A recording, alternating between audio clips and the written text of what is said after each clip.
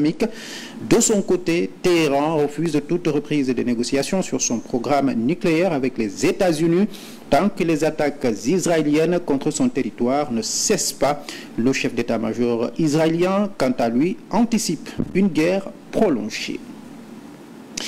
Mesdames et messieurs, voici pour le sommaire. Le développement, c'est juste après ceci.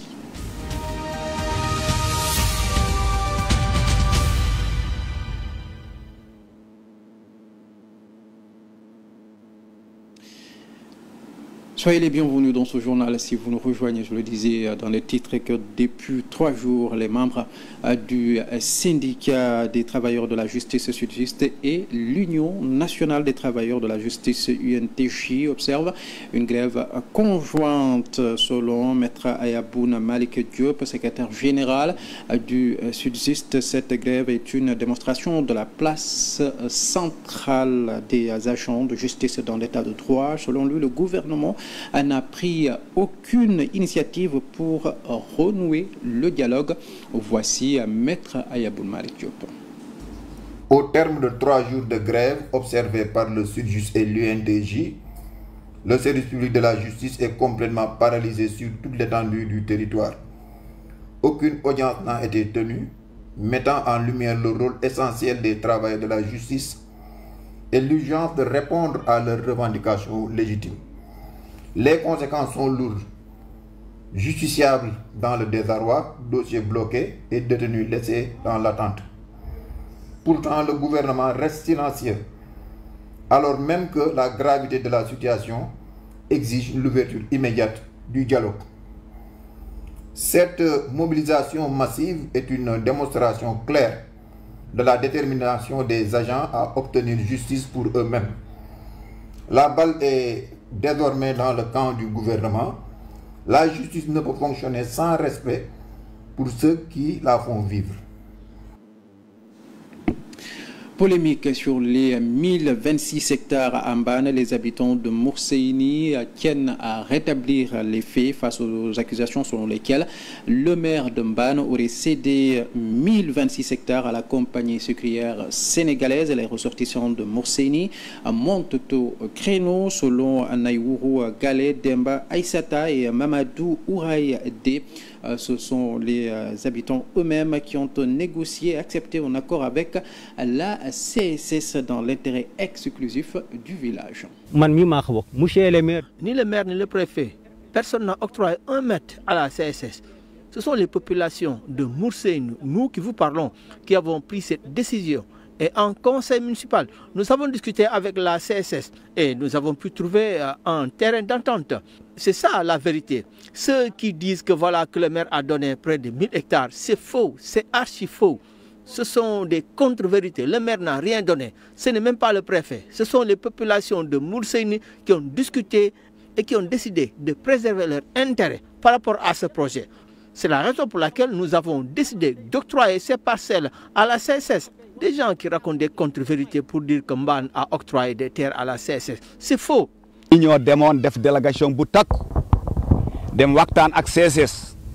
Nous avons fait une forte délégation pour discuter avec les autorités de la CSS. Et c'est par la suite que nous avons pris cette décision. Alors la CSS a décidé de construire des maisons, équiper ses concessions en eau et en électricité, sans oublier une école et un dispensaire. Parce que lors du conseil municipal, nous avons décidé de voter. Nous avons eu 35 personnes. Nous avons gagné. 35 personnes. Nous avons 7 personnes. Nous avons quorum.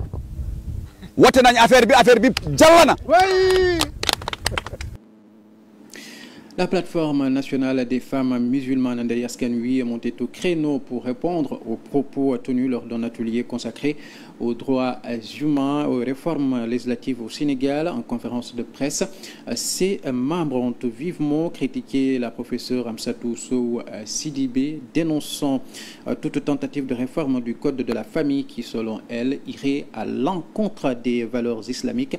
Elle met d'ailleurs en garde les initiateurs de ces réformes contre toute volonté d'imposer des normes contraires à leurs convictions religieuses. Si Ndeye Askan Wi est à nouveau devant la presse, c'est parce que l'ombre encore se meut. C'est parce qu'il est de notre devoir de prémunir notre peuple croyant contre les incantations de la prêtresse en chef des adeptes de Maputo. Madame, vous vous plaignez de votre échec depuis 1972 à faire passer vos propositions de loi, votre impuissance depuis lors à faire de notre code de la famille le réceptacle des délires de Maputo. Madame, le code de la famille de 1972, dont vous criez sous tous les toits qu'il est consensuel, est loin de l'être. Madame de Beijing et de Maputo, ce n'est pas là un simple refus, c'est un désaveu, un rejet du projet que vous incarnez et des principes qui le fondent. Les traités déguisés en mode boubou et taïbas wax à la sénégalaise, signés sur le dos des Sénégalais, sur la pointe des pieds, en catimini, par une poignée de pseudo-intellectuels féministes, acculturés, à la solde des lobbies, ne font plus recette et ne prospéreront plus. Maître, vous êtes patriote, de surcroît porte-parole nationale de PASTEF les Patriotes. Dans votre offre politique qui a mobilisé bien des Sénégalais, figure en bonne place le patriotisme et la souveraineté. Nous osons croire que vous tiendrez la promesse de cette offre, que votre fidélité d'abord, en tout lieu et en tout temps, sera au peuple sénégalais, ancré dans sa foi et sa culture. La manifestation du nouveau Front Force Alternative, initialement prévue hier vendredi, a été finalement reportée. Sur place, les manifestants ont constaté un changement d'itinéraire imposé par la police selon eux. Ils dénoncent ainsi ce qu'ils perçoivent comme un acte de sabotage de la part de l'autorité administrative, compte rendu Matar Bari.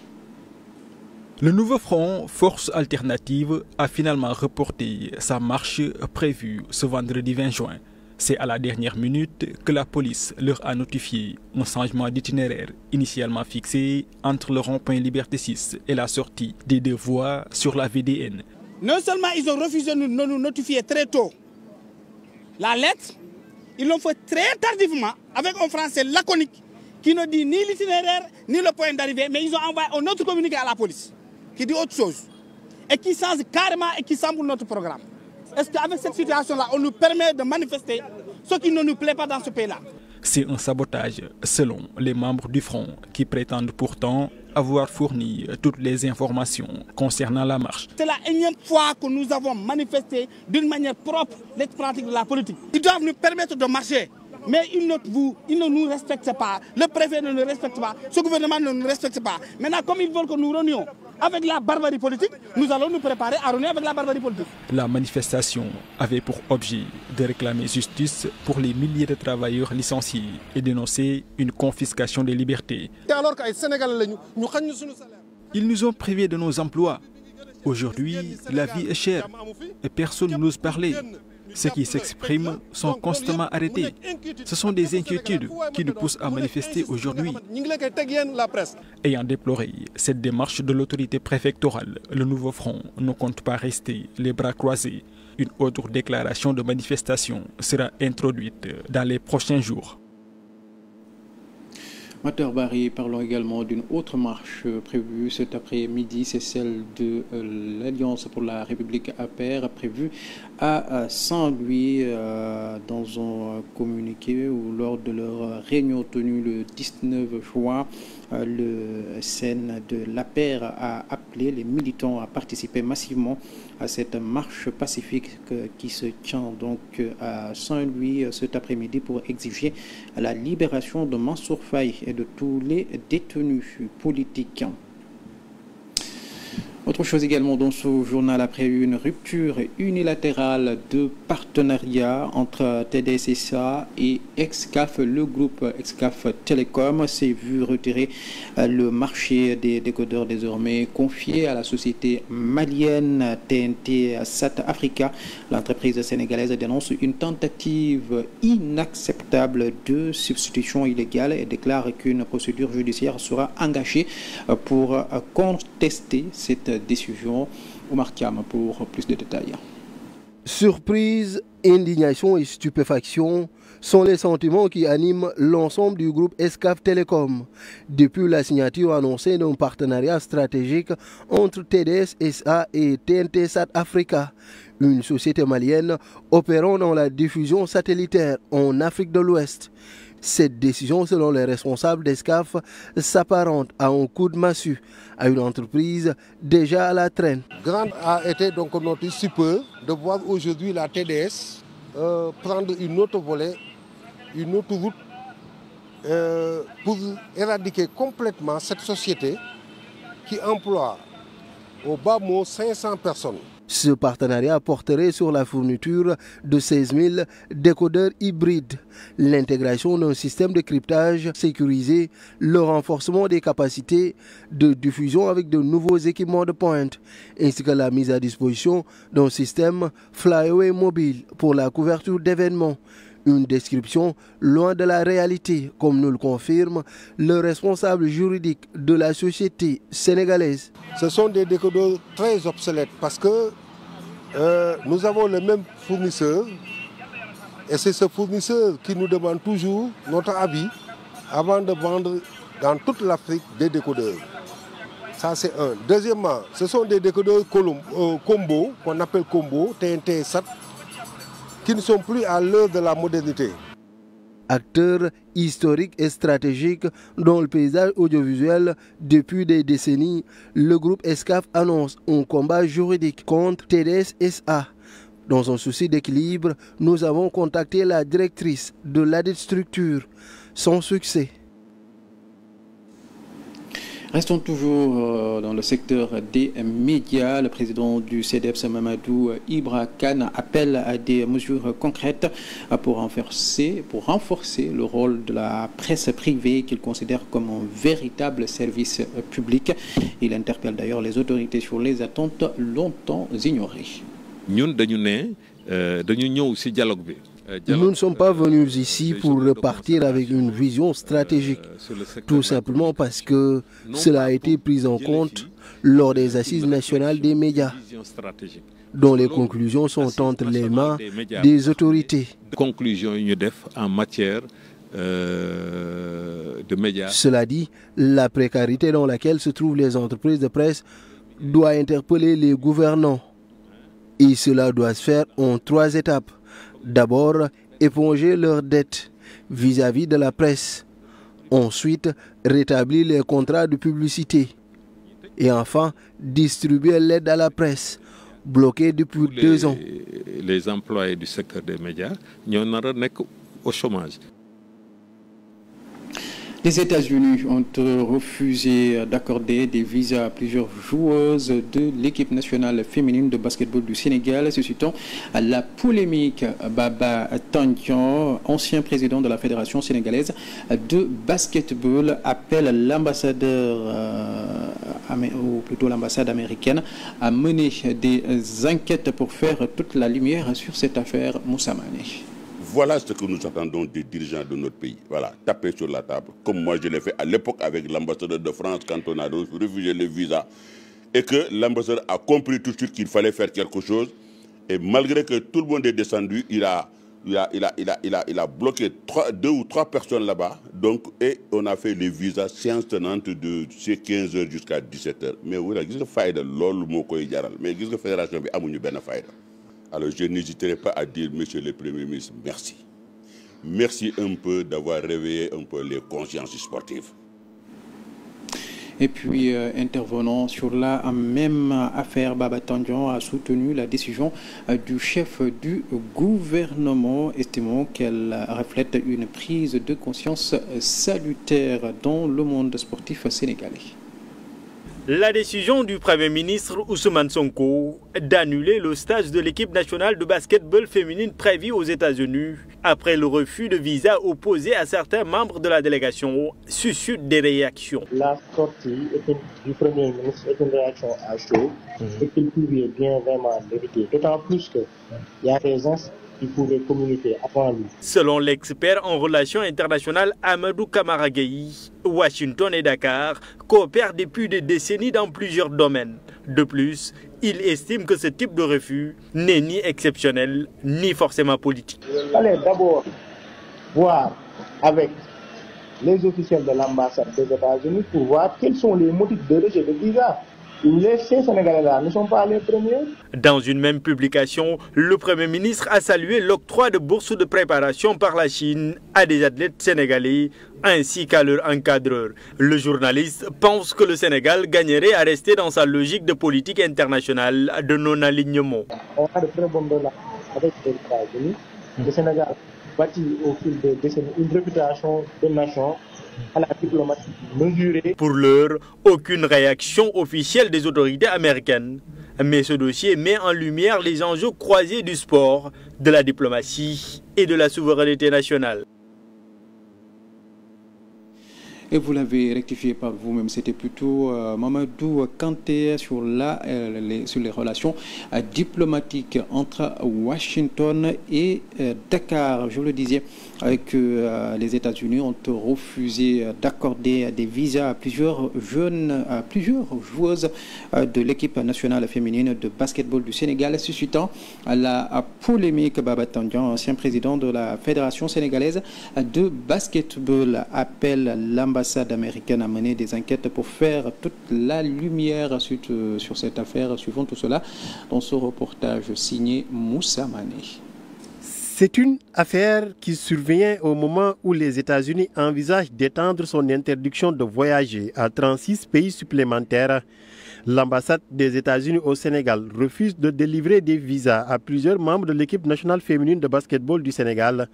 Selon Baba Tandian, ancien président de la Fédération sénégalaise de basketball, il y a beaucoup de choses que les Sénégalais ignorent sur cette affaire. Qu'est-ce qui s'est réellement passé? C'est là où il y a problème. Parce que maintenant, les langues sont en train de se délier. Il paraît-il que l'ambassade a reçu un nombre incalculable de fédéraux, qui est quand même bizarre, parce qu'en général, c'est quand on demande des visas, c'est surtout les joueurs et joueuses qui sont prioritaires, mais pas les fédéraux. Il y a eu plus de fédéraux que de... On en croit au communiqué du Premier ministre Ousmane Sonko. Mais pourquoi aller déposer des visas pour 12 délégués? Accepter d'accepter de payer ce stage-là. Et quand vous devez loger cette délégation de 25-26 personnes, mais l'ambassade d'abord doit enquêter. L'ambassade ne doit pas refuser systématiquement, mais doit enquêter le nombre de personnes qui... L'ARENA qui est là. Et vous avez vu ce que Gallo arrive à faire avec la balle donc, dans ce temple de... Le Premier ministre Ousmane Sonko a quitté Dakar hier vendredi pour la République populaire de Chine dans le cadre d'une visite officielle à haute portée stratégique. Ce déplacement marque son premier voyage bilatéral majeur en Asie depuis sa nomination à la tête du gouvernement. Il est attendu à la 15e édition du forum d'été de Davos, prévu du 24 au 26 juin à Tianjin, sous le thème « L'entrepreneuriat pour une nouvelle ère », invité par son homologue chinois Li Qiang.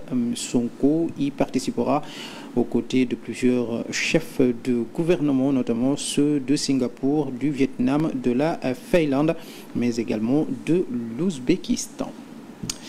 Et puis une belle transition pour parler de l'actualité internationale, notamment d'abord sur le conflit israélo-iranien. Vous le savez, un entretien enregistré avec l'ambassadeur d'Israël à Dakar par la CTV devrait être diffusé initialement hier vendredi. La diffusion a été reportée. Maïmouna Dourfaï, la présidente directrice générale de CTV, s'est expliquée sur ce report hier dans le 20h. Je vous propose de l'écouter. L'interview a été programmée ce soir à 21h30. Elle sera finalement temporairement déprogrammée. Le temps d'équilibrer et d'avoir un entretien avec l'ambassadeur d'Iran. Nous avons fait ce qu'il faut, nous avons pris l'initiative de les contacter. Ils ont promis de nous revenir la semaine prochaine. Mais juste pour préciser qu'à propos de cet entretien-là, l'objectif d'un média, ce n'est pas de prendre parti, notre rôle et notre mission essentielle, c'est de donner la parole à tout le monde, c'est d'aider les Sénégalais à comprendre, d'éclairer la lanterne de nos téléspectateurs et d'aller au-delà des faits. Et ce sont les motivations qui ont conduit à l'enregistrement de cet entretien avec l'ambassadeur d'Israël. L'idéal aurait été d'avoir les deux en même temps sur un plateau de télévision, mais la nature actuelle de la géopolitique mondiale ne permet pas cette belle idée médiatique. Nous avons commencé par avoir l'ambassadeur d'Israël et les démarches ont été entreprises pour enregistrer un entretien avec l'ambassadeur d'Iran. Il faut aider les Sénégalais à comprendre ce qui se passe, à dénouer le vrai de l'ivraie. Et c'est pour cela qu'on donne la parole à tout le monde. Sénégal, c'est une terre de liberté d'expression, c'est une terre de démocratie. Puisque les choses se sont un peu compliquées, on a décidé sagement, très sagement, de diffuser en même temps les deux entretiens.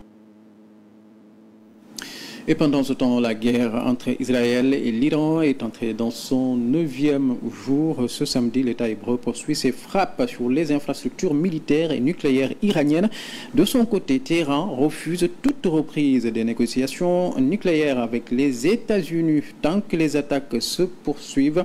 Le chef d'état-major israélien évoque une guerre potentiellement prolongée. Parlons de notre conflit. Il s'agit de celui russo-ukrainien lors du forum économique de Saint-Pétersbourg. Vladimir Poutine a affirmé que toute l'Ukraine appartient à la Russie, ajoutant que tout territoire foulé par un soldat russe devient sol russe. Une déclaration qui confirme ses intentions et provoque de vives réactions sur la scène internationale, notamment à Kiev. Mesdames et messieurs, ça n'est tout pour cette édition, mais avant de la clôturer, nous allons vous proposer la revue de la presse.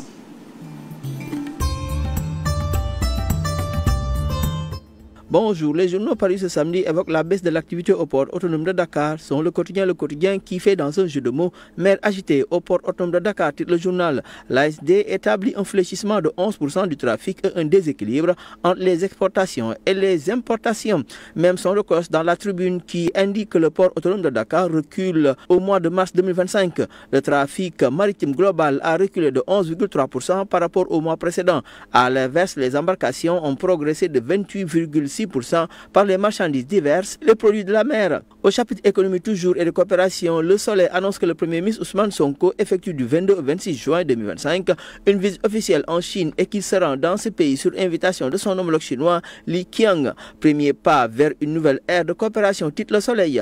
Échange avec la Chine, le Sénégal enregistre un déficit selon l'AS qui souligne que les importations du Sénégal en provenance de la Chine dépassent largement ses exportations. Rien que pour l'année 2023, les exportations du Sénégal vers la Chine était de l'ordre de 800 milliards de francs CFA contre 2 milliards de francs CFA de produits importés selon le journal. En politique, Walf Quotidien indique que c'est le début de querelles intempestives au niveau de PASTEF. Ce sont des déballages à l'Assemblée, des accusations de gré à gré. Selon le journal Enquête, les positions controversées de Guy Marius Sagna avec une fronde en interne. En rupture avec son propre camp, il défie PASTEF sur les privilèges et à l'éthique parlementaire et des interpellations au vitriol contre les ministres de la Santé et de l'Éducation. Il impose un style de redevabilité radicale. Les Échos lui évoquent des dossiers judiciaires avec le rabat d'arrêt sur le dossier Mame Mbaye Niang, Ousmane Sonko qui refait surface.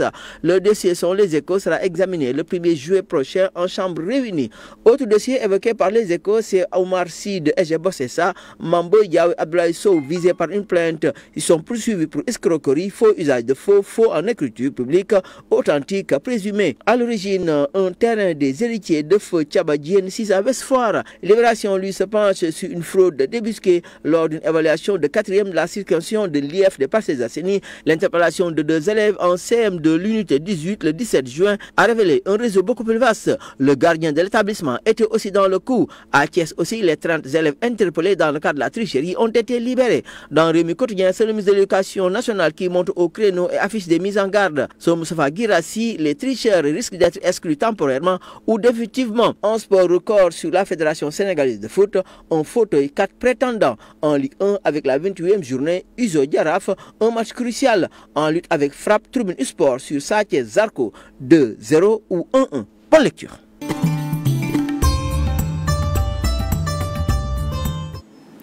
Mesdames, Messieurs, cette édition est à présent terminée. Merci à vous qui l'avez suivi. Prochain rendez-vous avec l'actualité tout à l'heure à 14h en Wolof. Excellente suite de programme à toutes et à tous.